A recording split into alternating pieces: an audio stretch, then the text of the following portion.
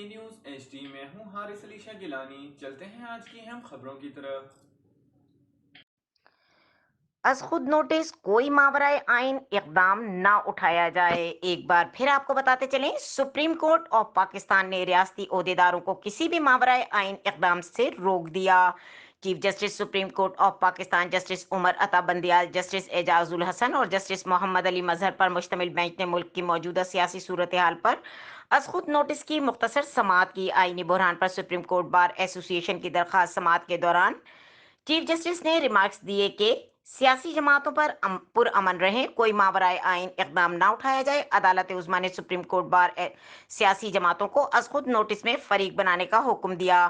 Chief justice نے remarks دیے کہ ججز تمام صورتحال سے آگاہ ہیں، مزید سماعت کل کی جائے گی۔ جسٹس عمر عطا بندیال نے ریمارکس دیے کہ کہا کہ رمضان المبارک ہے، سماعت کو لٹکانا نہیں چاہتے۔ چیف جسٹس نے ریمارکس دیے کہ سپریم کورٹ ڈپٹی اسپیکر کے اقدامات کا جائزہ لے گی۔ عمران خان نے ڈکٹیٹروں کو بھی پیچھے چھوڑ دیا، مولانا فضل الرحمان۔ عدالت عظمیٰ نے سپریم کورٹ بار اور سیاسی جماعتوں کو از خود نوٹس میں فریق بنانے کا حکم دیا۔ عدالت نے مختصر حکم لکھوایا، جبکہ سیکرٹری دفاع کو ملک میں امن و امان سے متعلق اقدامات پر آگاہ کرنے کا نوٹس جاری کر دیا۔ چیف جسٹس نے ریمارکس دیے کہ از خود نوٹس میں صدر مملکت کو پارٹی بنا دیتے ہیں۔ یہ انتہائی اہم معاملہ ہے کہ کل 63A صدارتی ریفرنس کی مختصر سماعت کے بعد سماعت کریں۔ دوسری جانب سپریم کورٹ میں لطیف کھوسہ نے 3 اپریل کے اقدامات واپس کرنے کی درخواست دائر کی۔ سپریم کورٹ نے ریاستی عہدیداروں کو کسی بھی ماورائے آئینی اقدام سے روکتے ہوئے سماعت کل تک ملتوی کر دی۔ سابق اٹارنی جنرل نے ڈپٹی اسپیکر اور وزیر اعظم کے اقدامات کو خلاف آئین قرار دے دیا۔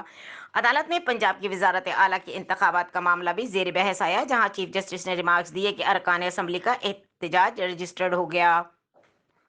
خیال رہے کہ چیف جسٹس پاکستان عمر عطا بندیال سپریم کورٹ پہنچے اور موجودہ سیاسی صورتحال کا از خود نوٹس لیا، اور اس کے بعد اٹارنی جنرل خالد جاوید خان اور صدر سپریم کورٹ بار ایسوسی ایشن احسن بھون سپریم کورٹ پہنچے۔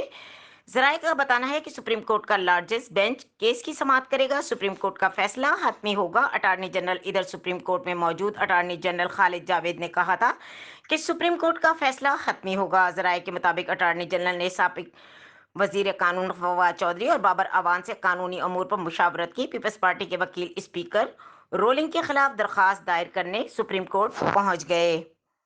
مزید خبروں اور اپڈیٹس کے لیے ہمارے ساتھ رہیے گا، تب تک کے لیے اپنا خیال رکھیے گا۔ اللہ حافظ۔